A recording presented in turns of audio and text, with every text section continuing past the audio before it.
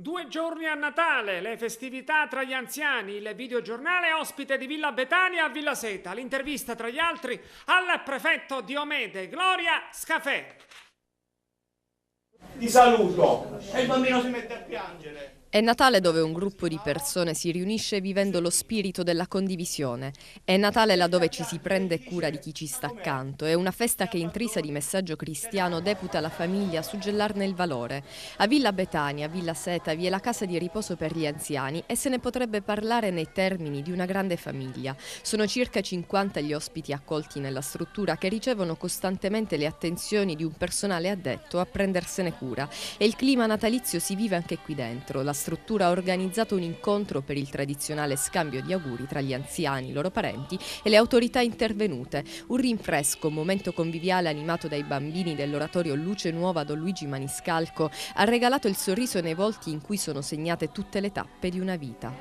Ci saranno altri momenti di convivialità, nel senso che verranno gruppi di volontariato a rallegrare, a cantare, a fare canti di Natale, ci saranno momenti di festa, ci sarà il pranzo, poi ci sarà la cena che precede il Capodanno, il veglione di Capodanno, tanti momenti, tante occasioni per rallegrare la loro giornata, per non farli sentire soli, ma anche durante l'arco dell'anno noi siamo soliti organizzare questi momenti perché gli anziani non sono qua, come dire, depositati, ma cerchiamo sempre di migliorare la loro qualità di vita. Cosa si prova a lavorare accanto ad un anziano, a vedere il loro sorriso in alcuni momenti, in altri momenti no?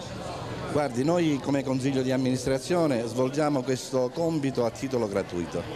Io lo svolgo da circa 10 anni, quindi immagini se non avessimo, come dire, dentro di noi questa voglia di metterci a disposizione degli altri, penso che non lo faremmo. Tra le autorità presenti sono intervenuti il prefetto di Agrigento Nicola Diomede e il presidente del Consiglio Comunale Carmelo Settembrino. L'invito che ho ricevuto l'ho accolto volentieri e immediato perché proprio queste strutture in questo momento hanno più bisogno rispetto agli altri e quindi l'istituzione si avvicina e va dove c'è più bisogno. Oggi questa fetta di popolazione, gli anziani che hanno bisogno, siamo qui a portare il nostro saluto e augurare loro un felice Natale e un buon anno proprio per questo, far sentire loro vicine anche all'istituzione. Ma il Natale comunque sentimenti di assoluta verità e bontà, riguarda tutti, ma dobbiamo dare assolutamente attenzione forse a due segmenti, uno per l'entusiasmo, quello dei bambini. I bambini sono venuti qui a ballare vestiti di Natale, per gli anziani è un'emozione del cuore.